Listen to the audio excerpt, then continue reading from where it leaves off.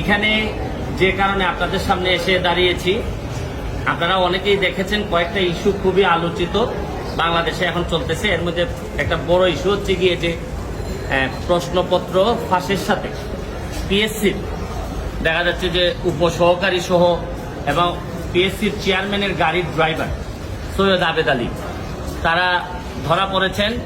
সৈয়দ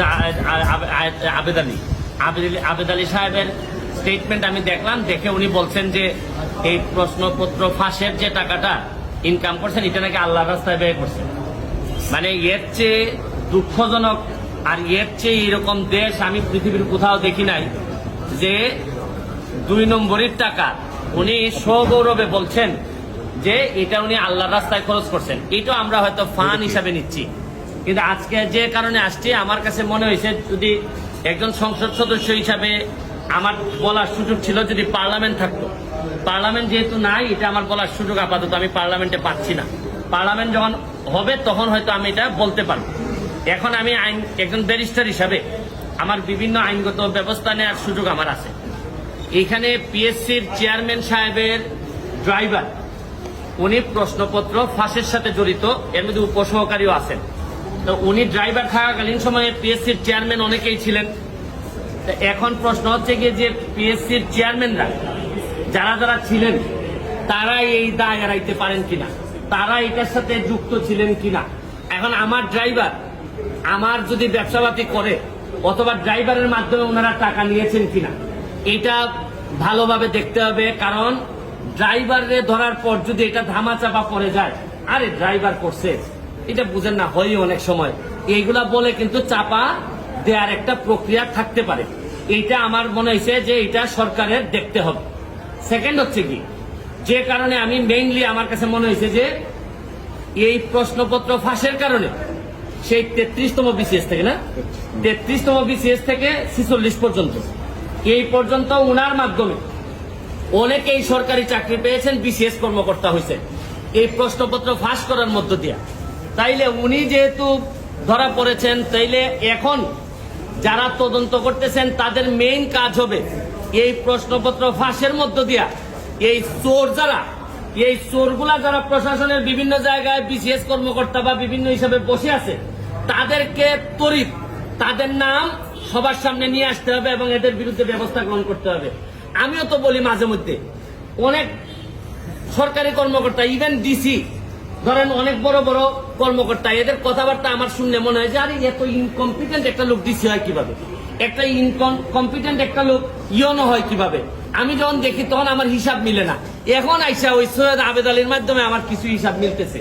তাইলে এই চোরগুলা ওই বিভিন্ন ভাবে ছড়াই পড়ছে। শুনেন, যুদ্ধাপরাধী মানবতা বিরোধী অপরাধীরা যে যে জায়গায় থাকে আমরা খুঁজে বের করি, এদেরকে দায়িত্ব দেই না। এদের সেই এই চোরগুলা কি কোনো অংশে কম? এরা সারা জীবন দেশটারে লুটতে খাবে। আরে এই আবেদ আলী তো চলে যাচ্ছে, আবেদ আলীর তো আর কোনো অসুবিধা নাই, যা বানানোর বানাই ফেলছে। আর এই যে আপনার ডাসার উপজেলা চেয়ারম্যান প্রার্থী হয়েছিল, আল্লাহ বাঁচাইছে ডাসার মানুষের, যে এই যে মাদারীপুর নয় এটা, হ্যাঁ এই কালকিনি না তো আবার কালকিনির পাশে, কালকিনিও তো বিখ্যাত বিভিন্ন কারণে। এই ডাসার উপজেলার মানুষ বাচ্চা যে তারা মনে পাস করা না সে নির্বাচন করতে চাচ্ছিল, নির্বাচন হয় নাই।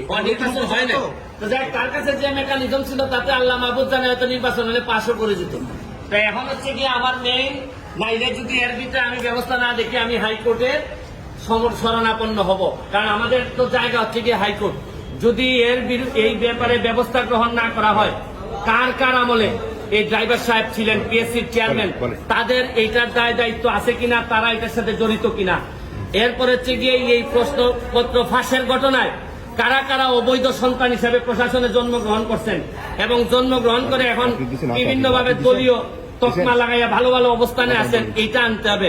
শুনেন, কোটার জন্য আন্দোলন করে ছাত্ররা, সারা বাংলাদেশের মানুষ কোটার জন্য আন্দোলন করতেছে, কিন্তু এরা কি জানে যে সবচেয়ে বড় কোটা তো হচ্ছে গিয়ে চোর কোটা, এই প্রশ্নপত্র ফাঁসের কোটা। এরা ধরেন অন্যান্য কোটা, মুক্তিযোদ্ধা কোটা, এগুলা নিয়ে আন্দোলন করতেছে, এগুলা নিয়ে আমি বলবো না, এটা আলাদা হিসাব।